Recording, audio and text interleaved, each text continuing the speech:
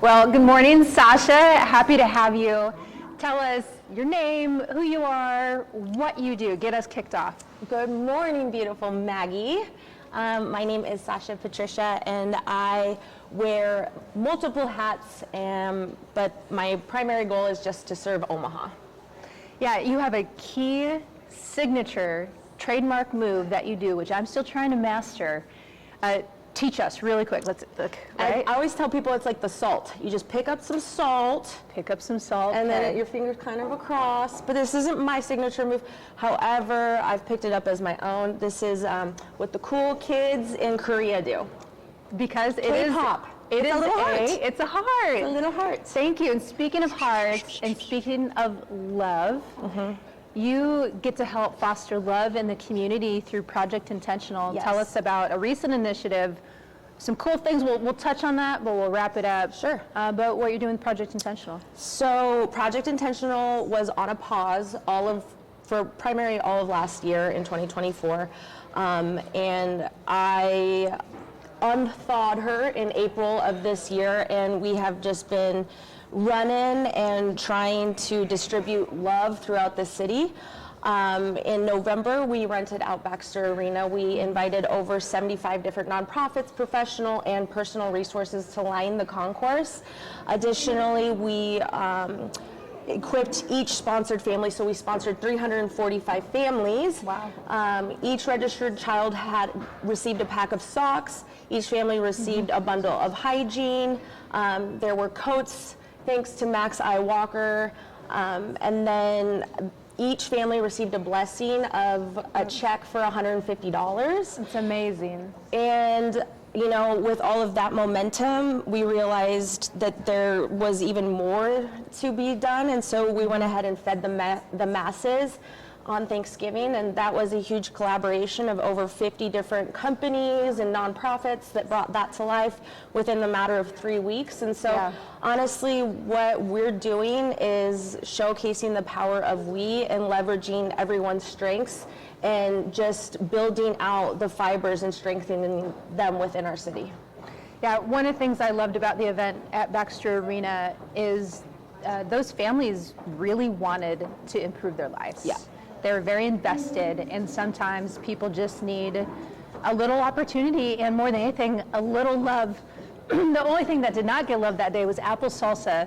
So I've taken a note to myself to never give anyone apple salsa. Nobody wanted it, no matter how free it was. No matter how free it was. I may or may not have a couple of apple salsas at home still. So yeah, that was something that, again, the city of Omaha is so incredible, and whatever they have, they give, it seems like. And so we had, produce stands, donating their produce and all these things. But yeah, apple salsa was not a hit this year.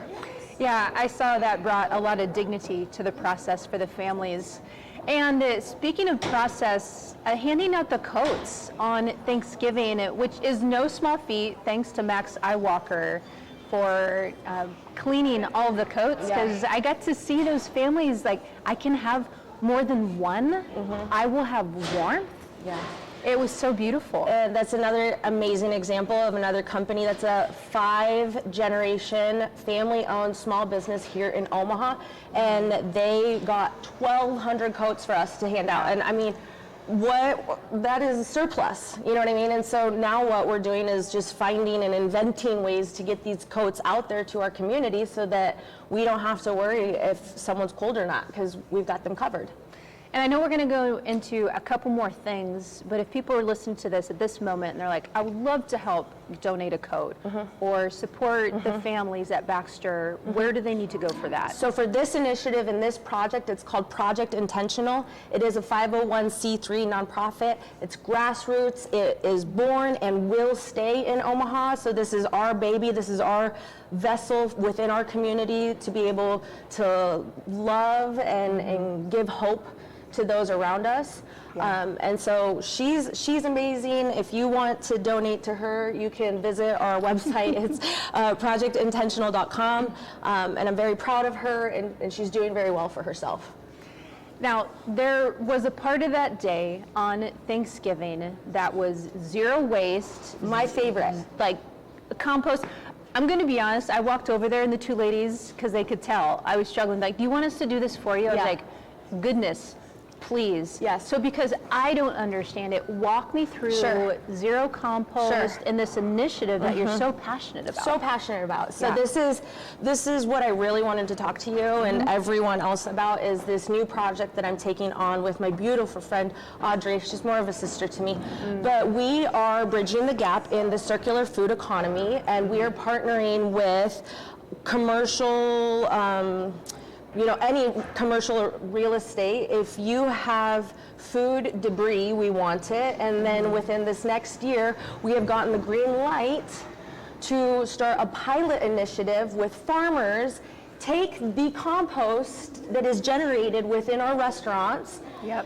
take it out to our farm, and completely start to regenerate our own soil. So homegrown compost, regenerating the land the way it should be. And so that is, and as you can see, like, I'm already sweating talking about it, and I haven't done anything, but this is what I'm sweating because I'm trying to understand it. I know.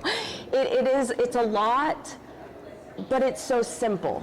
And I hear the simplicity in it. it takes us back to where we used to be. And it just, again, it takes a lot of key players Yep. and a lot of collaboration and effort. And what better place to start the initiative in the city that already does it? Yeah, one of the things I appreciated about, again, the Thanksgiving event is no food was thrown out. It was all taken to different programs like Lydia House and the Stevens Center within the city to really make sure that it had another life above and beyond the event that day. So in terms of that initiative, if people do want to learn more or be a partner, how do they get in touch for that? I would love for you to visit Hillside Solutions. On that webpage, it talks about all of the different solutions that Hillside offers. And then additionally, this foundation that was started to help push forward this initiative. So if you are passionate about people, I got something for you. If you're passionate about Mother Earth, I got something for you. So either way, I would love your support. Really, if someone's like, well, which one would you really like more support on? Because it's so fresh, I'm gonna have to say Hillside. I love that. And I would imagine there's going to be some educators, maybe some families that would want to get involved. Are there volunteer Yes. opportunities? Love How that. else can the community come in to make this happen? Thank you. That is probably the best question that I'm going to receive in all of the interviews. Yes, you did it. Maggi Thorne. And that is, we want to start implementing these zero waste events throughout the Good. city. And so I will be there. We'll have other people there, hands-on, to teach people how to truly organize the debris, because it's not waste. There's nothing waste. It really is a source of nutrients that can go back into our soil.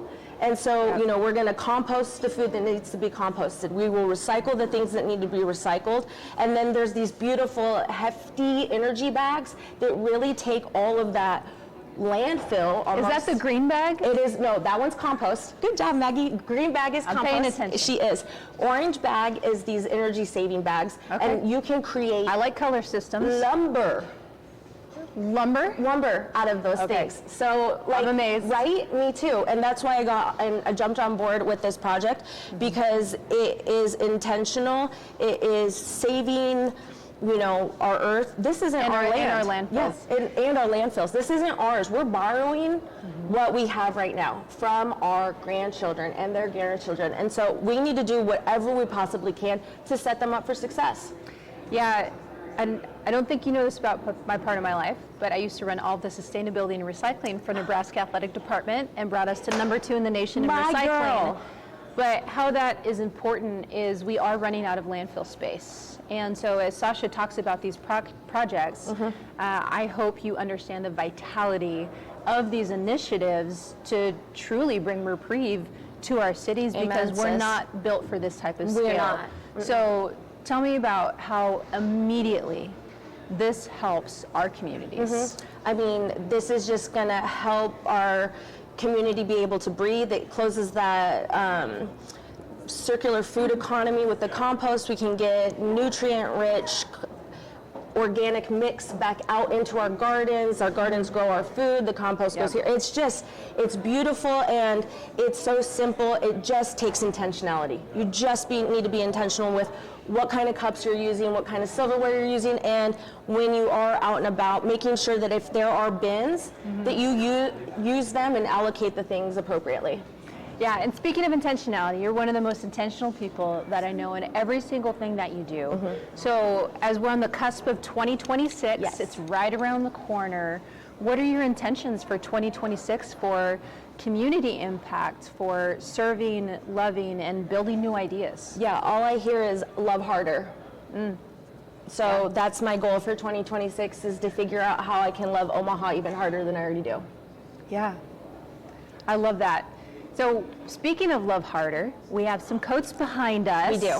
And tell me why these coats are here, behind door number 1. Woo! So thankfully, because of Maxi Walker and all of their efforts, we have a bountiful amount of coats. And so today what we're doing is we're being very intentional about this beautiful surplus that we have. And we're challenging. I want to challenge people. Take a coat if you need one. Okay, first and foremost, no one's going to know it's for you. Just take a coat. Second of all, if you don't need a coat, what I want you to do is get that coat and find its home. Be intentional about it. Stuff its pockets. Go out into the community and find someone. Or if you don't know how to do that, use social media. Get creative with it. Call your mom. Say, I got a coat. It's a large. I don't know what to do this. Mom, do you know anyone who needs a coat? You will be amazed. Yeah. You will be amazed. Truly. This coat has a home, and you are going to find it, and you are going to literally change someone's life and transform them. They will be warm every time they put it on because of you. They will think about you. They will bless you. They will pray about you, all because of a challenge. So that's what we're doing today. I really agree with that. Coat has a home. Being at your event, there was a woman with 2 young children, and I was like, hey, I think this coat is for you. She goes, I think you know what you're doing. You're good at this. And I was like, do you want me to help you pick out more coats? Because my kids don't tell me I'm good at this. So no, it was great, and it truly did. It fit her. So I just want to echo how much I agree with that.